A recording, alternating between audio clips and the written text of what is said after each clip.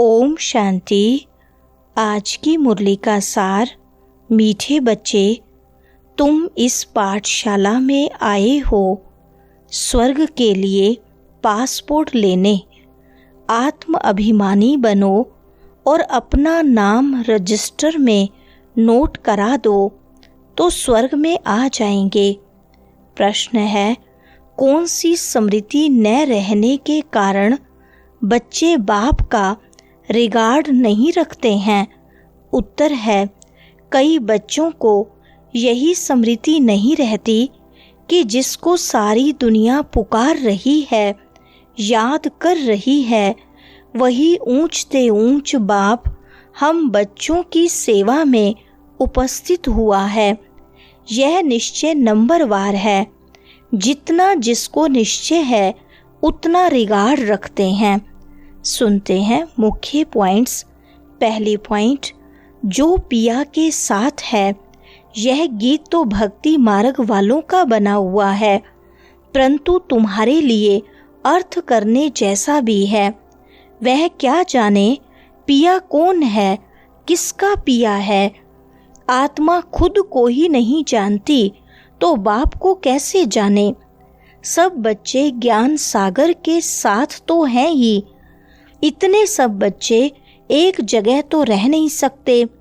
भल जो साथ हैं वह नज़दीक में डायरेक्ट ज्ञान सुनते हैं और जो दूर हैं उन्हों को देरी से मिलता है। परंतु ऐसे नहीं कि साथ वाले जास्ती उन्नति को पाते हैं और दूर वाले कम उन्नति को पाते हैं। नहीं, प्रैक्टिकल देखा जाता है जो दूर हैं वह जास्ती पढ़ते हैं और उन्नति को पाते हैं। दूसरी पॉइंट, ब्राह्मण बच्चों में भी नंबरवार हैं। बच्चों को दैवी गुण भी धारण करने हैं।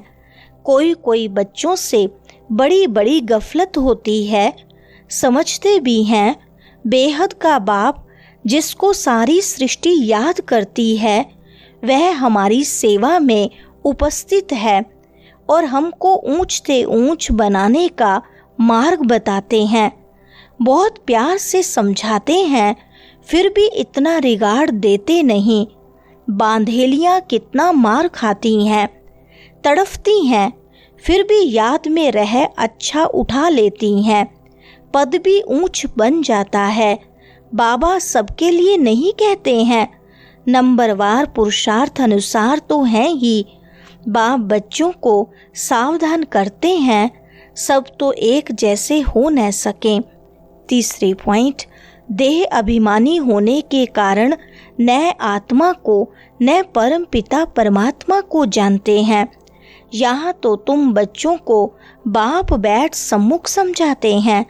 यह बेहद का स्कूल है। एक ही एम ऑब्जेक्ट है, स्वर्ग की बादशाही प्राप्त करना। स्वर्ग में भी बहुत पद हैं, कोई राजा रानी, कोई प्रजा। बाप कहते हैं, मैं आया हूँ तुमको फिर से डबल सिरताज बनाने। जो अच्छी रीति पढ़ते हैं वह अपने अंदर में समझते हैं हम यह बन सकते हैं।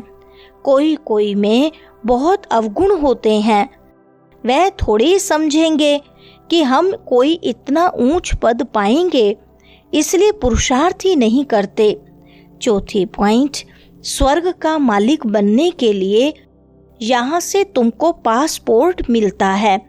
बाबा ने कहा था सबका फोटो होना चाहिए जो बैकुंठ के लायक हैं, क्योंकि तुम मनुष्य से देवता बनते हो। बाजू में ताज व तख्त वाला फोटो हो। हम यह बन रहे हैं। प्रदर्शनी आदि में भी यह सैंपल रखना चाहिए। यह है ही राजयोग।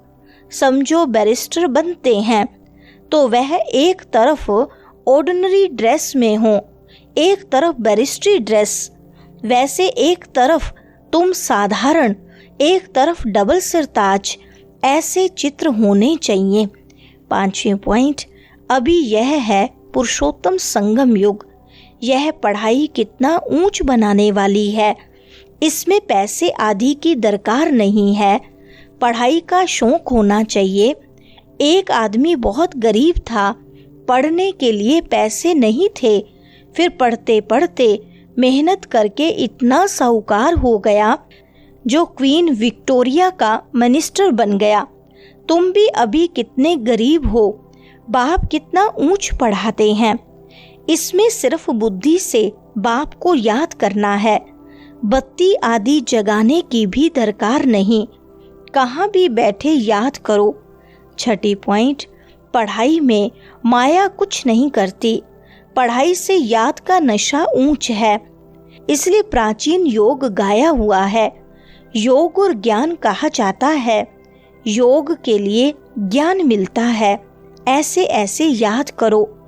और फिर सृष्टि चक्र का भी ज्ञान है, रचयिता और रचना के आदि मध्य अंत को और कोई नहीं जानते। भारत का प्राचीन योग सिखलाते हैं। प्राचीन तो कहा जाता है नई दुनिया को, उनको फिर लाखों वर्ष दे दिए हैं। कल्प की आयु भी अनेक प्रकार की बताते हैं, कोई क्या कहते कोई क्या कहते। 7वें पॉइंट, तुम बच्चे योग बल से विश्व की बादशाही ले रहे हो, वह आपस में लड़ेंगे भी जरूर। माखन बीच में तुमको मिलना है।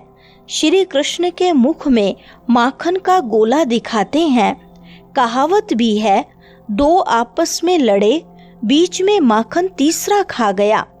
है भी ऐसे, सारे विश्व की राजाई का माखन तुमको मिलता है तो तुमको कितनी खुशी होनी चाहिए। वाह बाबा, आपकी तो कमाल है, नॉलेज तो आपकी ही है, बड़ी अच्छी समझानी है।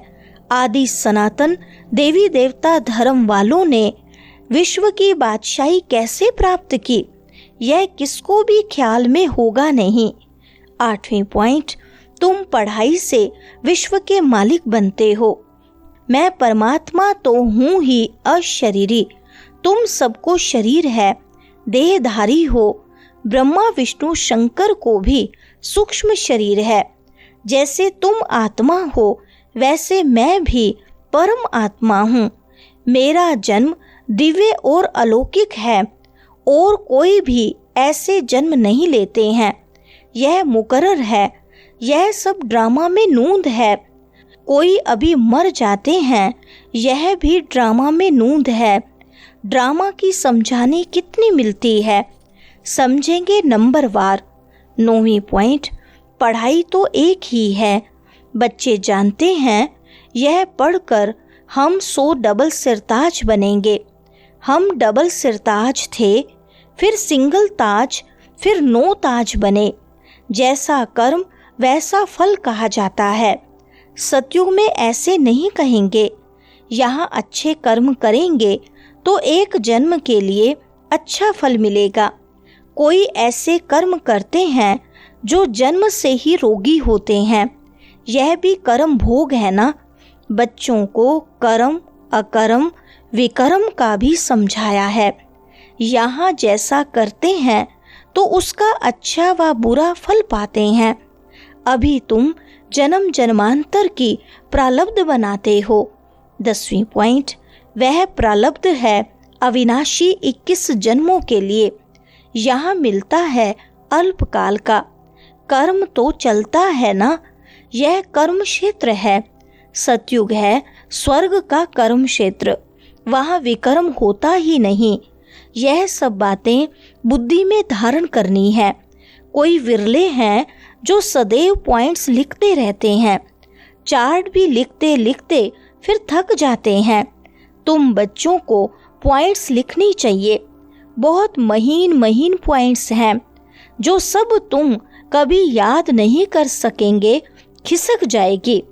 फिर पछताएंगे कि यह पॉइंट्स तो हम भूल गए। सबका यह हाल होता है, भूलते बहुत हैं, फिर दूसरे दिन याद पड़ेगा।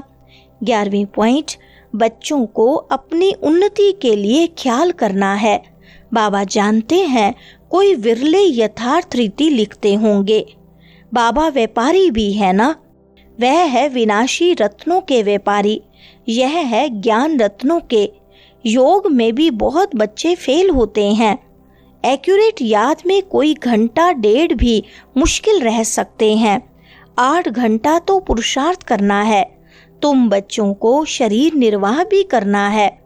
बाबा ने आशिक माशूक का भी मिसाल दिया है।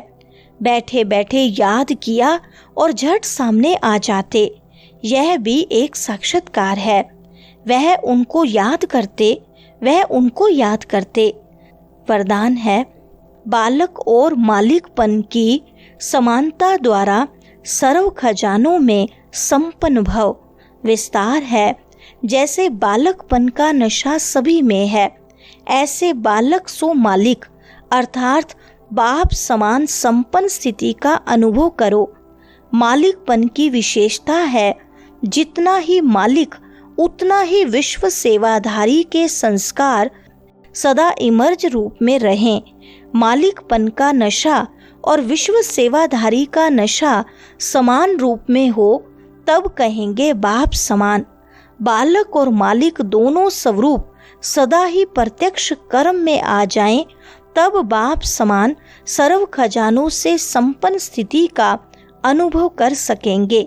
स्लोगन है, ज्ञान के अखुट खजानों के अधिकारी बनो तो अधीनता खत्म हो जाएगी। अच्छा, ओम शांति।